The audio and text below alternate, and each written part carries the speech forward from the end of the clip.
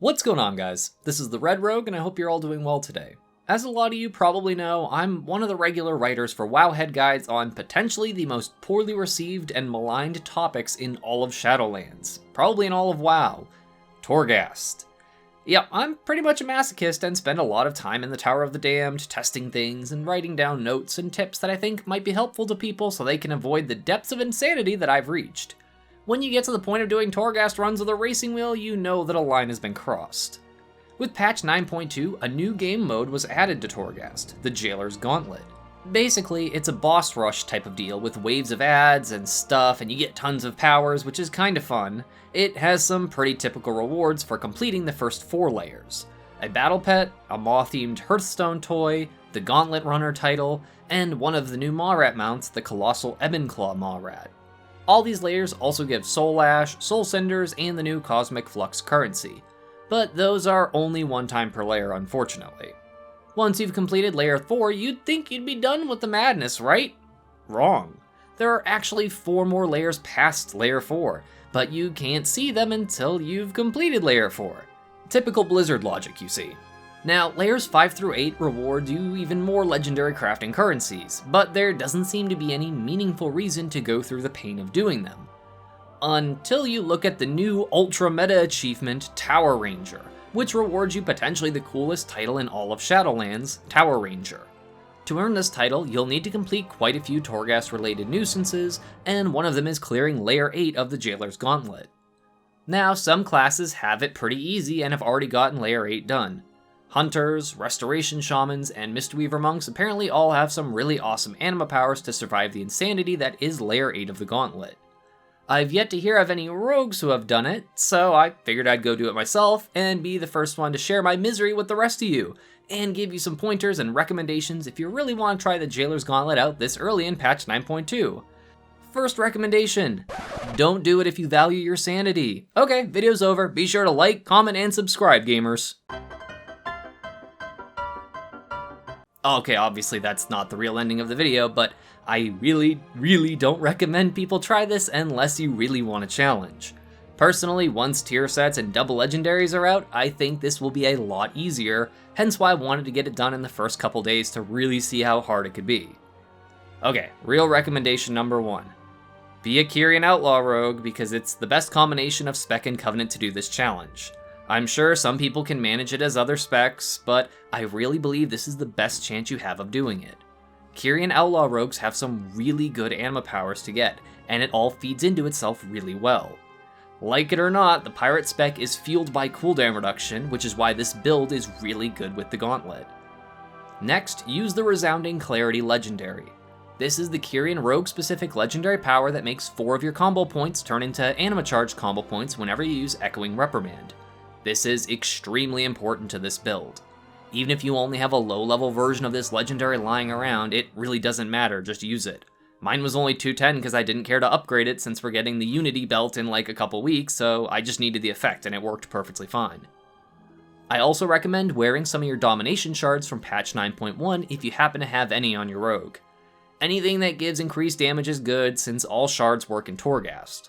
The Winds of Winter Frost set helps you with a little bit extra survivability and damage early in the Gauntlet, but overall it doesn't really help that much by the end, but it does give you Absorb Shields from the Frost set as well as from the Shard of Kyr. The Shard of Beck and the Shard of Dees are free damage too, so use them if you have them, but definitely the Shield Gem at the very least. Once you're a higher item level later in patch 9.2 and you have your tier set and stuff, then this becomes less important, but free damage is good damage, and the Shard of Kyr's defensive shield is really impressive. Next, we'll go over talents and Soulbind choices. Only a few of these are like vitally important, but I'm going to go over them all really quick. For the first row of talents, Ghostly Strike will be the most useful since we'll basically never hit Pistol Shot or Sinister Strike in the Gauntlet at all, and it helps give us a bit of damage amp on the massive bosses that we'll be facing. Until you get either the Anima Power's First Steps or Restless Onyx Geodes, just use Acrobatic Strike. The more distance you have to hit things, the easier it is to avoid ground effects and to keep good uptime on enemies while you're kiting them. If you get either of these Anima Powers, then switch to Retractable Hook, since we want Grappling Hook to reach a cooldown of 20 seconds or less. Marked for Death is a good power with all the resets we're getting, and it helps us hit our 5 combo point Echoing Reprimand Anima point instantly every time. Take Cheat Death until you get Restless Onyx Geodes or Spirit of the Elusive Mark. Once you get either of those powers, switch to Elusiveness. Having Feint last 26 seconds with Spirit of the Elusive Mark and giving a 30% damage reduction is pretty big, since it means you can just pop that whenever you want and it'll be up basically 100% of the time because Feint's cooldown is only 15 seconds. Restless Onyx Geodes is also just insanely vital to beating the Gauntlet, and having it proc Feint as well means we need to buff Feint with Elusiveness. The level 40 talent row doesn't really matter at all, but since Kidney Shot is a good way to stop casts if Kick is on cooldown, then you might as well take Prey on the Weak to get a damage amp out of it as well. Alacrity is our mandatory talent in this build, since Dreadblades is really unnecessary with how many combo points we're going to be generating. Lastly, I'd recommend either Blade Rush or Dancing Steel, but you can get Dancing Steel as a free Anima power from the Gauntlet, and you're going to have to take it eventually anyway because the game just throws you epic powers in the Gauntlet. You won't really use Blade Rush past maybe the first or second floor, so it's really not that important anyhow, but yeah. For Soulbinds, I strongly recommend taking Clea. She gives a lot of free healing and crit chance bonuses throughout her Soulbind tree, and because Mechanicos is almost guaranteed to get you killed because Brawn will spawn at literally the worst possible times if you don't constantly cancel the stacks of Brawn's call to action. The conduit choices I had were pretty standard, though I wish I'd remembered to put on Reverberation, as I think that would have been a huge help. Both Count the Odds and Sleight of Hand are really good conduits, of course, but Reverberation is directly buffed by Anima powers in the Gauntlet, so I wouldn't take Sleight of Hand, I would take Count the Odds and Reverberation if I had to do this again. For Endurance conduits, I just went with Condensed Anima Sphere, Nimble Fingers, and Recuperator, because they're kind of your three go-to choices. And if I'd remembered this, I would have taken Quick Decisions instead of Prepared for All for my Finesse conduit, but I kind of forgot to swap that out, and I'm just showing literally exactly what I used for my completion clear. I was 245 item level when I did this since I put all my Domination gear back on, and I had a really low level Resounding Clarity legendary, so I'm sure this becomes a lot easier the more you get in patch 9.2. Now, on to Anima powers and tricks in Layer 8 of the Gauntlet. Whenever you start a run, you get 3 Anima orbs to choose your powers from, which is pretty normal for a Gauntlet run. Of these 3 powers, you'll want to get Reverberating Strike and Ringing Doom. Normally the Anima orbs will give you a ton of epic or common powers, but sometimes you'll get uncommon and rare ones as well. Make sure 2 of these 3 orbs give you these powers, and if you don't get those 2 powers, just exit the Gauntlet right away because it's pretty much not even worth the attempt. When you queue to enter again, the floor will randomize and so will the powers from the orbs. Since we're running the Resounding Clarity legendary, combo points 2 through 5 will always be Anima charged, meaning you're just hitting Echoing Reprimand, then using a finisher, and eventually you'll hit a Grappling Hook in between those, and they'll all do even more damage because Reverberating Strikes makes Anima finishers use 20 combo points, and then Ringing Doom resets the cooldown of Echoing Reprimand so you can do it immediately again. This means we're getting a metric ton of cooldown reduction from all these combo points being spent, so most of our cooldowns will be up instantly. Jack of all trades would be a really good third power if you were lucky and got them all on the first try, since we're going to be using Adrenaline Rush basically all the time since it's going to be off cooldown so quickly. And First Steps is a massive damage gain since we'll be using Grappling Hook very, very often, like literally every 2 or 3 GCDs. Now, the first 3 enemies on floor 1 of the Jailer's Gauntlet will always drop Anima Orbs. Try to pick these up before more enemies spawn and you get overrun, and if you're really lucky you might get some good powers to push you through because floors 1 and 2 are by far the hardest part of this challenge, since you have really low health and not many powers to work with. If you get really crappy powers in these first 6 orbs, then you're likely to use up several lives early on, which can be very stressful for the rest of the run. And now, here's my very first tier list, since we're in the time of an expansion where we all need to make clickbaity thumbnail tier lists for greedy views and ad revenue and crap like that. This again will assume you have reset your Gauntlet repeatedly until you've gotten both Ringing Doom and Reverberating Strike from 2 of those first 3 Anima orbs. Seriously, just keep doing it. I know it's boring and annoying, but you gotta do it. S tier goes to only the most vitally important powers, and without these you're likely to not have the survivability or damage needed to clear the run. Restless Onyx Geodes. Always Restless Onyx Geodes. It's the only thing that's going to keep you alive, so be sure to grab this if you ever see it spawn from an orb. Otherwise you need to buy it as soon as you have enough Phantasma. You earn 200 Phantasma whenever you finish a floor, and sometimes those Anima orbs can give you Phantasma as an option. If this happens on floor 1, be sure to take the Phantasma, so hopefully your floor 2 broker vendor will have Restless Onyx Geodes for sale. The sooner you get the power, the easier and safer your run will be. The entire goal of this build is to get your cooldown reduction for Grappling Hook below 20 seconds. That way, every time you spend an Anima charged combo point, it'll take 20 seconds off the cooldown of Grappling Hook, meaning you can hit it immediately again, which gives you another random defensive buff. First Steps is a huge damage gain, and we'll be getting Grappling Hook literally every other GCD with this build, meaning it is a ton of free damage bursts with our finishers. Slippery Wraith Coil is again extremely important, so if your other options suck, then just take this because you're going to need it no matter what eventually, even if you don't have Restless Onyx Geodes yet. Once you've gotten Grappling Hook below a 20-second cooldown, you don't need to worry about picking this up anymore. Lastly, Oberon Endurance. Yes, really. If you get really unlucky and get stunned or feared, having a tiny health pool means you're basically going to get one shot in most of these floors. Floor 4 consists entirely of rare spawns and elites, so this is a really great place to pick up a ton of these since most rare spawn powers kinda suck, and often they give this as a third option. I think I finished my run with like 230,000 health or somewhere around there. A tier is for powers that are big damage or utility gains but aren't completely life-changing. Still grab these of course if your other options kinda suck.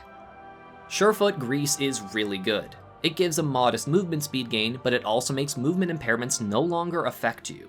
This is extremely useful since most of the enemies that spawn in the Gauntlet are complete jerks that either do knockbacks or pull you in with chains and then slow you, and then there's puddles on the ground and then you're dead. Jack of all trades is very strong, again thanks to our Giga cooldown reduction from this build. Once double legendaries are around, Celerity will proc this effect as well, so it is a really good choice. The last blade will amp up our dispatch damage, and with First Steps and all these other things, it is just going to do crazy big damage, and literally dispatch ends up being like 80% of your damage I think overall. Unceasing Chain Link is usually an amazing power, and it does pair well with Echoing Reprimand and the Reverberation Conduit, but it is less potent than the last blade if you already have First Steps already, so do consider that.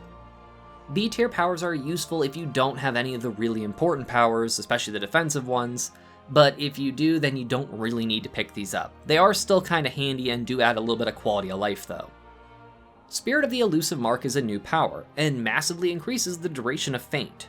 This is pretty handy, so you can pop Feint right before you make a pull, and with Elusiveness, the talent, you get a nice flat damage reduction to all moves, not just area of effect, just in case you haven't gotten Restless Onyx Geodes, or if it decides to troll you and doesn't give you evasion right off the bat.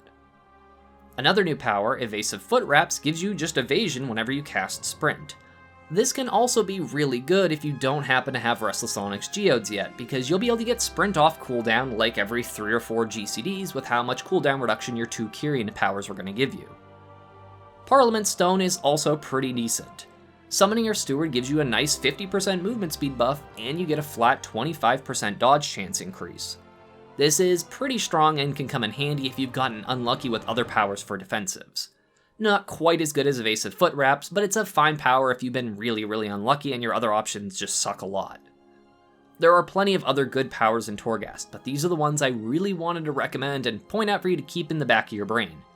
The only ones I really don't recommend picking are the new Automa-themed powers from the rares that are Automas from Zereth Mortis that deal damage, because these things seem to attack enemies even after you vanish, which makes them re-aggro to you, and that's a really bad thing to have happen here. Okay, so now for some general rules and tips to actually completing the Gauntlet. Number 1. The first 2 floors are literally the worst of them all.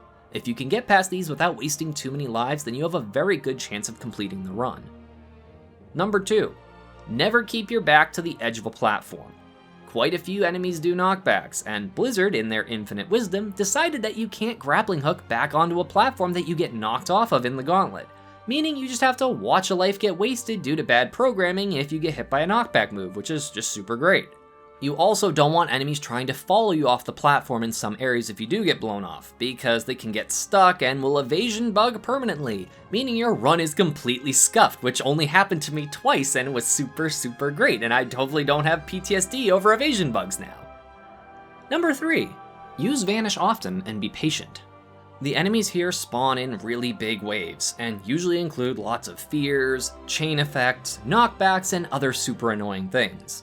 If you're feeling overwhelmed, just grapple away and pop Vanish. They'll reset, and you can get a good look at what things need to die first or need to be interrupted. A lot of the enemies are detectors too, so they can see you when you're stealth, so make sure to get a good distance away when you vanish or they'll just immediately attack you again. If you can get away and let them reset, then this means you can wait for your cooldowns to come back and try again. Number 4. Kill the Maw Roaches far away from where you plan to fight, and just wait it out until they die basically. Maw Roaches leave an insanely huge green puddle on the ground when they die.